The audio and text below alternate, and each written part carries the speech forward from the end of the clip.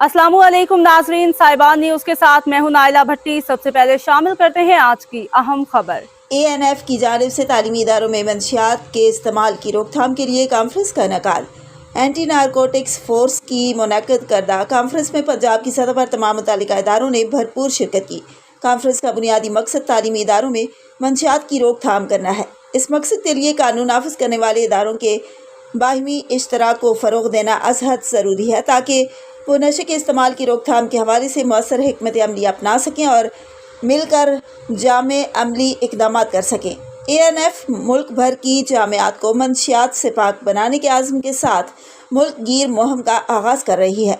Conference में higher education commission, health department, excise and narcotics Punjab, Punjab rangers, Punjab police, safe city authority, FIA, NADRA, PCSIR और दीगर अहम तालीमी और समाजी इदारों के नुमाइंदगान ने शिरकत की और अपनी तजावीज़ पेश की।